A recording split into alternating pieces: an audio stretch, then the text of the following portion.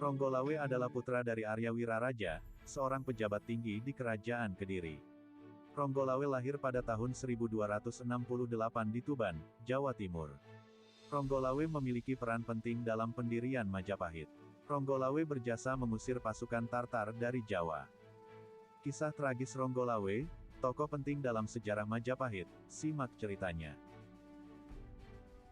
Majapahit, salah satu kerajaan besar di Nusantara pada masa lampau, memiliki banyak tokoh penting yang diingat dan dipuja hingga saat ini. Nama-nama seperti Hayam Wuruk dan Gajah Mada sering disebut sebagai sosok ikonik dalam sejarah Majapahit. Namun, ada satu nama yang mungkin kurang dikenal oleh banyak orang, yaitu Ronggolawe. Meskipun mungkin asing bagi sebagian orang, Ronggolawe sebenarnya merupakan sosok yang sangat dikenal dan bahkan lebih terkenal daripada Raden Wijaya, Raja pertama Majapahit.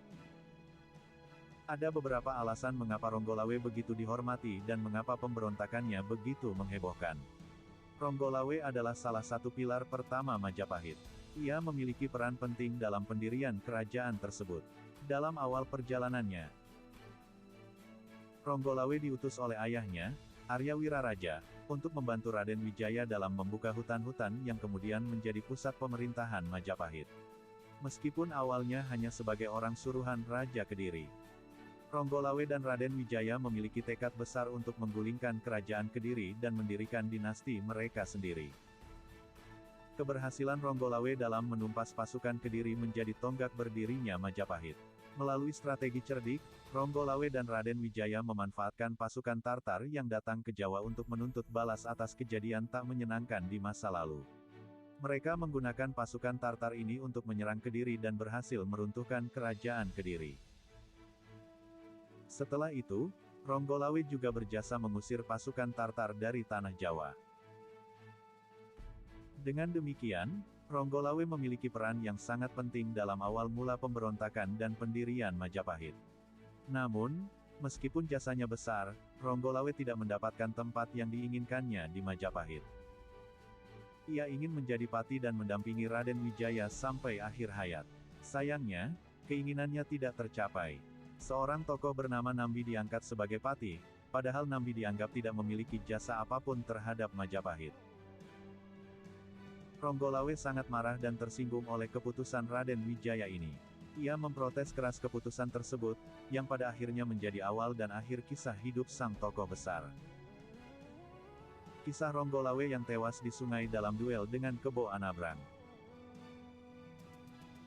Ronggolawe adalah putra dari Arya Wiraraja, Bupati Songenep atau Sumenep di Pulau Madura. Ronggolawe dan ayahnya datang membantu Raden Wijaya yang sedang membuka hutan di dekat Sungai Berantas pada 1292. Hutan inilah yang nantinya menjadi lokasi berdirinya Kerajaan Majapahit. Nama Ronggolawe merupakan pemberian Raden Wijaya berkaitan dengan penyediaan 27 ekor kuda dari Sumbawa sebagai kendaraan perang Raden Wijaya dan para pengikutnya dalam perang melawan Jayakatwang Raja Kadiri.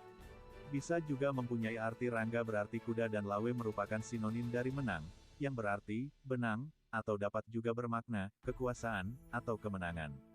Ronggolawe kemudian diberi kekuasaan oleh Raden Wijaya untuk memimpin pembukaan hutan tersebut. Penyerangan terhadap ibu kota Kadiri oleh gabungan pasukan Majapahit dan Mongol terjadi pada tahun 1293.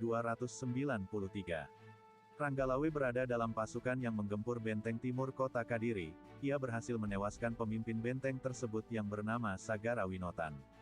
Baca juga, kisah pertarungan pasukan elit Majapahit Dharmaputra versus Bayangkara pimpinan Gajah Mada. Setelah Kediri runtuh, Raden Wijaya menjadi raja pertama kerajaan Majapahit. Dalam Kidung Ronggolawe, atas jasa-jasanya dalam perjuangan, Ronggolawe diangkat sebagai Bupati Tuban yang merupakan pelabuhan utama Jawa Timur saat itu. Namun, Ronggolawe tidak puas karena merasa ia seharusnya mendapatkan posisi yang lebih tinggi. Ronggolawe semakin kesal setelah Nambi diangkat sebagai Rakrian Patih, jabatan paling tinggi dalam struktur pemerintahan kerajaan di bawah raja. Posisi Rakrian Patih seharusnya diserahkan kepada Lembu Sora yang dinilainya jauh lebih berjasa daripada Nambi. Lembu Sora, yang merupakan paman Ronggolawe, ternyata tidak sepakat demi mematuhi perintah raja. Lembu Sora kemudian menasihati Ronggolawe agar memohon maaf kepada raja. Namun, Ranggalawe enggan dan memilih pulang ke Tuban. Baca juga, misteri kabut selimuti kota Raja Majapahit, konon didatangkan Gajah Mada. Para raton menyebut pemberontakan Ranggalawe terjadi pada tahun 1295, namun dikisahkan sesudah kematian Raden Wijaya. Pemberontakan tersebut bersamaan dengan Jayanagara naik tahta. Dalam Nagara Kretagama, Raden Wijaya meninggal dunia, digantikan kedudukannya oleh Jayanagara terjadi pada tahun 1309. Namun Nagara Kretagama juga mengisahkan bahwa pada tahun 1295 Jayanagara diangkat sebagai Yuwaraja atau Raja Muda di Istana Daha. Di Kidung Panji Wijayakrama dan Kidung Ranggalawe dengan jelas menceritakan bahwa pemberontakan Ranggalawe terjadi pada masa pemerintahan Raden Wijaya, bukan Jayanagara. Slamet Mulyana dalam Tafsir Sejarah Nagara Kartagama, 2006, mengutip Kidung Ranggalawe, menuliskan bahwa peperangan dalam pemberontakan Ranggalawe terjadi di sekitar Sungai Tambak Beras, Jombang.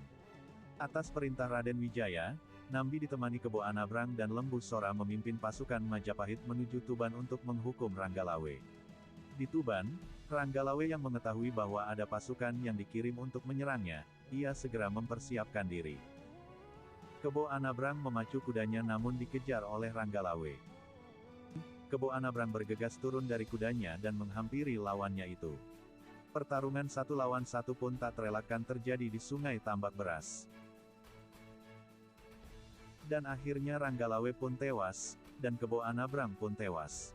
Mendengar kabar Ronggolawe gugur di Sungai Tambak Beras, 2 istri Ronggalawe, Nyi Tirtawati, dan Nyi Mertaraga dilanda duka cita mendalam. Bahkan, akibat tak kuat menahan kepiluan, keduanya sampai pingsan. Saat tersadar dari pingsan, Nyi Tirtawati dan Nyi Mertaraga langsung mengungkapkan niat untuk menempuh jalan sati. Sati adalah tradisi bela pati untuk orang terkasih. Ritual kematian dengan cara membakar diri, atau menusukkan keris pada tubuh sendiri. Bagi keduanya, bela pati sebagai bukti cinta sekaligus kesetiaan istri kepada suami. Dalam serat Ranggalawe karya R. Ranggawirawangsa, keinginan bela pati disampaikan kedua istri Ronggalawe di saat seluruh isi Kadipaten Tuban menangis. Kedua putri itu segera memastikan diri untuk ikut bela pati, seiring dengan ajalnya sang suami, tulis R. Ranggawirawangsa.